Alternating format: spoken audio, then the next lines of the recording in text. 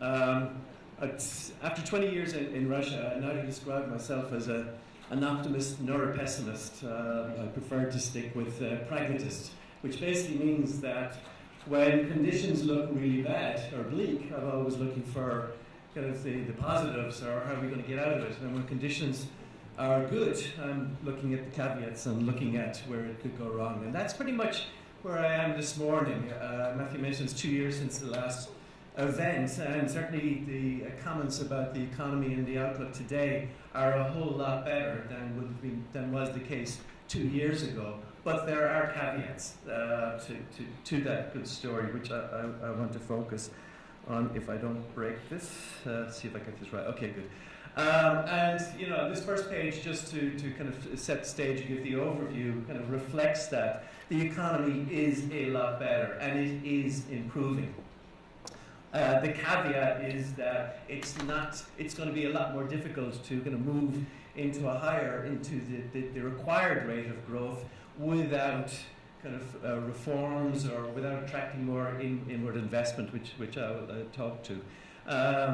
And one of the key points of my presentation is about the fact that Russia is now in another of those kind of major transitions. This is not just a knee-jerk reaction to recession that was caused by the oil price or sanctions. This is a period of real transition that's going to play out over several years, and we're only in the midst of it right now. So we've got to see what happens in terms of policy changes, government changes over the next year and a half before we can have a clearer picture of what to expect over the following 5 to 10 years.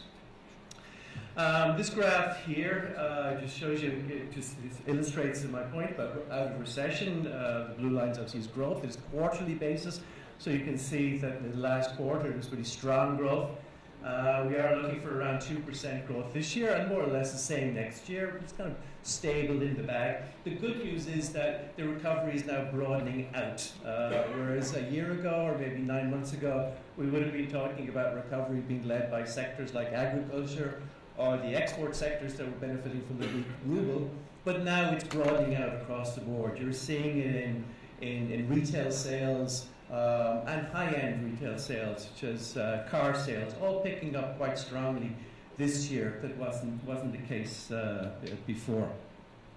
But disposable income is still lagging, it's still negative. So there's, even though retail sales, I mentioned, are recovering, you are still seeing a lag in real disposable income in households. That's kind of coming last, as it were, in terms of the recovery chain. Russia is in good shape. So in terms of what options it has or what cards it has to play with going forward, and what resources the next government might have after next year's elections, it has considerable resources. It has been very conservative through this crisis. It has preserved its money and not spent foolishly. So Russia globally is in very good shape. 6th largest financial reserves and growing, whereas Saudis, of course, are coming down. And in terms of reserves, our financial reserves are now starting to grow again with this higher oil price. And FDI picking up, I won't say strongly, but picking up meaningfully in 2016 and for the first half of this year. Part of it is because, as I said, the government has had a good response to sanctions and the oil price. And we've written a lot about this, about the sanctions on the oil kind of combination. And my key point, or my position on this, is that the sanctions actually helped the government to manage the oil price decline better than it would have done had there been no sanctions. And what I mean by that is the sanctions forced the government into being more conservative, into preserving its resources, into greater budget discipline, and to taking difficult decisions such as letting the ruble free float. It would not have done that, I believe, had there been a softer option of, say, borrowing money, going to international capital markets. That wasn't available this time because of sanctions, and it forced a better response. Part of that response has also been this kind of move towards diversification, and we hear this a lot from President Putin, even last weekend at the Valdai speech, essentially saying that Russia is now looking to open up to the world, does not want to be as it were, too associated with any one big partner, whether it's the US or Europe, as was the case in the past, or with China or with anybody else. It is open to partnerships, both politically and investment. And of course, I use that picture of the Saudi king because that's the one that was there more. The trip obviously is here more recently, and I guess anybody trying to find a hotel room in Moscow that week, good luck with them. But it just shows the number of groups that are coming in, and it's difficult to get a hotel room. Well, sorry, but preaching to the experts here, but from what I hear, because there are a number of big events in Moscow this week, and I had somebody call me yesterday asking me if I knew where I could get a hotel room. So you can see this kind of momentum picking up. There are lots of groups here. We're doing a lot of due diligence, and we're doing a lot of reports for investors that had not considered Russia 2 years ago. Now they're back, they're curious. They may not be spending money yet, but they're definitely curious, and they're looking to see what is the story, what's changing, but they have in mind coming back to Russia. And again, if the momentum continues, the positive momentum continue, we'll see that translating into investments, into hard cash. It's one important, because I keep getting asked about people, well, it's a knee-jerk reaction, we're hearing all these nice comments because of sanctions, the election is coming, it'll all kind of dissipate again. And it's important to bear in mind, therefore, the backdrop to this. And the backdrop is that the old economic model was already failing before the oil price collapse, before sanctions, before geopolitics. In other words, the need to do something about the economy was already becoming evident in 2013 for sure. That was a year when the economic growth slowed right down despite the high oil price. So the backdrop to this kind of last couple of years of sanctions and on oil price is this kind of understanding or this acceptance that something needed to change anyway, otherwise the economy would have slipped into stagnation, low growth, with all of the kind of social and political implications that come from that. So, and when I say man's and golden, this is an expression that one of the deputy ministers used just a couple of weeks ago. He was talking about why the government needs to really focus on the economy.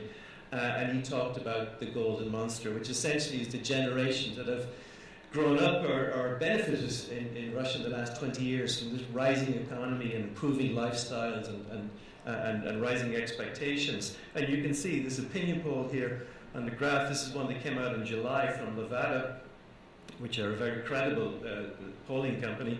And you can see that, well, people were very satisfied with President Putin's performance on geopolitics and the international stage, etc. They really were, pulling no punches in terms of the criticism. And you can see the criticisms very concentrated in the economy and corruption. So very clear message for the next 6 years. These are the issues that, shall we say, the golden monster wants to be addressed. And if not, then what the minister was saying was they fear that this could lead then to changes in kind of social support or stability or support for the government. So they're very wary of this, and it does focus the mind. It's not just a knee-jerk reaction, let's get back to 2.5% growth and everything will be fine. You need to get back to about 4 to 4.5% by the end of this next term. And then fairly quickly, we're in time constraints, so localization is a word I'm sure you've heard a great deal of. It is the strategy. When I talk about what needs to be done, what's the government focusing on in terms of how to get back to this higher level of growth, well, localization really is the short word for that new strategy. And essentially it is the strategy to attract in more inward investment, more manufacturing in Russia, partly for the domestic market, but eventually to create greater diversification in exports. So it means bringing in more companies, more senior executives across the country, not just in Moscow, but looking to build up a much more diverse and broadly based, broadly spread manufacturing sector over the next 10 years. A real effort to push ahead with that. So right now we know localization is very focused on areas like agriculture and food and pharmaceuticals, but it's more than that. There's a long list, and we could spend all day talking about that, but there's a long list of industries where Russia is looking to add more value, even in areas like mining and extractive industries where Russia has a history of basically exporting raw product, now wants to move more into processing, so building more processing facilities and exporting higher value goods. And I suppose for us in this room, one of the key kind of one of the important takeaways from this is the ruble policy. The government wants to keep the ruble weaker for longer. So, for example, next year with the fiscal policy and assuming the oil price is around $55, which it is today, then you could expect the ruble to trade around 65 against the dollar rather than higher than we are today. That's because of the way the finance ministry intends to sanitize the extra oil revenue into reserves. But also, we've heard from President and others, they absolutely accept that the weak ruble is critical to localization. It is critical to keeping competitive economic conditions. So we can absolutely work on the basis ruble will generally stay weak or might even be weaker over the next few years. There is no intention to allow the ruble to go back into the mid-50s or low 50s against the dollar. And on sanctions, we have to mention that and say they're up to August of this year, there was a kind of, I suppose you could say people were just getting used to sanctions and working around them. And certainly the new norm, I think, was an expression you hear a lot. But the new US sanctions, the ones that were signed in August, do pose a threat, but we don't know yet what that threat might be because it's such badly drafted legislation. But we do know there are a couple of threats that we're going to hear about in the next few months. And specifically, this Section 241 is something that you will hear a lot more of later this year, coming into next year. This is the requirement by the Congress for the government in the US to compile a list of potential future sanctions targets in Russia. In other words, people that they may be subject to sanctions in the future, but there's no intention to sanction them today. But clearly, that's going to be a public list. They have said it will be published. So your legal department and your headquarters, wherever it is in the US or Europe, be looking at that list and say, well, should we be dealing with this person or that company? So it is definitely going to cause more problems. And it's done deliberately, I think, almost maliciously for that reason. But it is real and it will be published at late January at the latest. But on the kind of compensating better news, we are doing a lot of work on Belt and Road. This is the rail system coming out of China through Central Asia, Russia to Europe. And again, a lot of companies that we're working with are looking at setting up locations, manufacturing locations, distribution locations, logistics centers along those routes. So again, you can see that over the next, if everything goes well, over the next 5 to 10 years, you're going to see new clusters of business and industry developing at different areas along this rail route. So we already know of some big projects in places like Kazakhstan and Belarus, and it will be the case in Russia as well. And along with this, we should mention the Indian North-South Transport Corridor. That's also a separate transportation system that will come up from southern Iran, either side of the Caspian, up to St. Petersburg and into Europe. So a lot of transportation systems being built, which will create new business hubs and business centers, and again, help with localization. And then just kind of running off of this word about CS Eurasia. This is, if there are economists in the room, they'll be horrified, but this is a good way as any of looking at where the potential might be. It basically compares the current economy with what the World Bank says is potential on PPP basis. And for example, Russia, on this latest list, ranks 5th in the world behind US, China, Japan, Germany, and then comes Russia in terms of future potential spending power, with the potential of the economy to grow. And if you look at it on a per capita basis, you can see, of course, no surprise, Uzbekistan, the one that really screams out at you as having the greatest potential from where it's starting right now, with Russia and others, with the exception of Kyrgyzstan and Turkmenistan, which you can say it's simply because of the lack of information, so we kind of ignore them. But very strong potential across the whole region as the economies kind of reform and push forward and look to develop on this potential. This is what you're playing for. And then finally, what's next? Obviously, I mentioned the Treasury Department report and the changes in government. new policy directives, etc. I do believe that we're already beginning to see the indications of concessions in relation to Ukraine, better engagement with kind of new leaderships or with Germany after the election in Europe. So I'm kind of definitely more on the positive side of that. And then, of course, we have the World Cup in the summer where we live in hope that the Irish will be here. So thank you very much for your attention.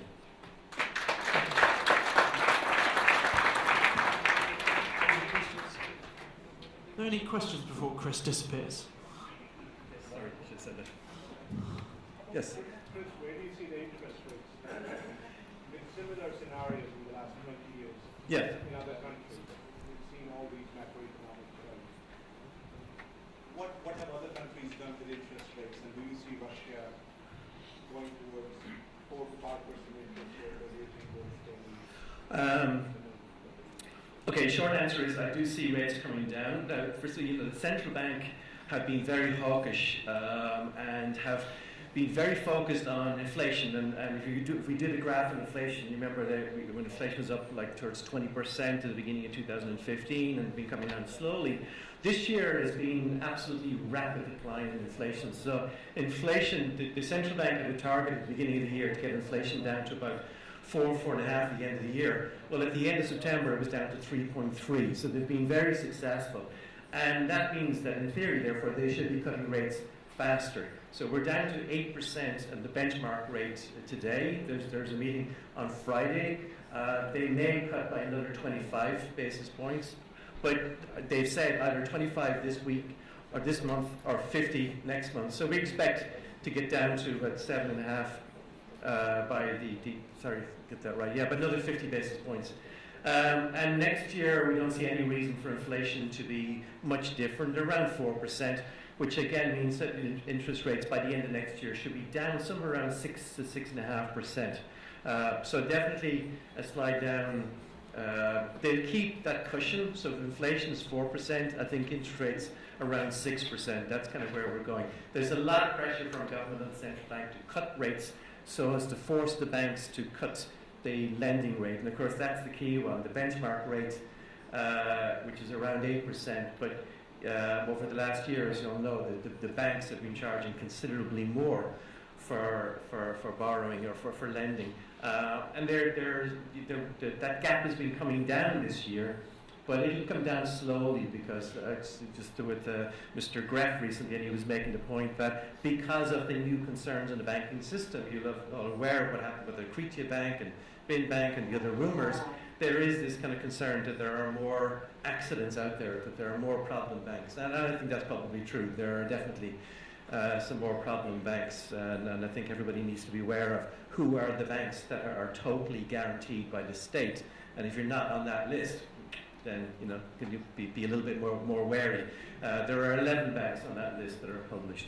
So the banks, therefore, are reluctant to keep cutting because they don't want to give back capital until they're sure this problem is resolved. But anyway, let me stop dithering and basically say inflation is down and should stay down. The central bank will continue to cut cautiously in slow steps, but they are heading down towards about 6.5% next year, and we should see that reflected in bank lending to customers during 2008. A lot more pressure on them to make more money available cheaper.